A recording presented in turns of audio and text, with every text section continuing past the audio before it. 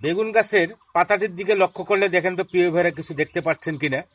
সাদা মাছি, এই সাদা মাছি বেগুন গাছের সবচেয়ে বেশি ক্ষতিকারক পোকা।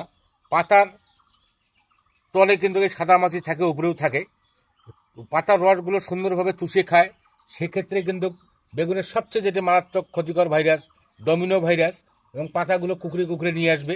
কোনো প্রকার কীটনাশক এবং বালাইনাশক স্প্রে ছাড়াই কীভাবে সাদা মাছি দমন করবেন আপনারা, যে সকাল এবং বিকেলে সাদা পানি যদি আপনারা স্প্রে করেন তাহলে সাদা মাছি খুব সহজেই দমন করতে পারবেন। এবং এর পাশাপাশি হাত দিয়েও কিন্তু দমন করা যায় যে এইভাবে। তাই আপনারা এই যত্ন এবং পরিচর্যাটি অবশ্যই করবেন সাদা মাছি দমনের জন্য।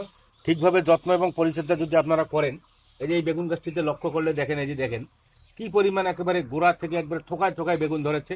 তাই প্রিয় কৃষিপ্রেমী ভাই এবং বোনেরা, চেষ্টা করি আপনাদের মধ্যে সঠিক সেবা এবং পরামর্শটি দেওয়ার। এই ভিডিওগুলো যদি ভালো লাগে অবশ্যই শেয়ার করে সবাইকে দেখার সুযোগ সৃষ্টি করে দেবেন। ধন্যবাদ, ভালো থাকবেন, সুস্থ থাকবেন। আসসালামু আলাইকুম।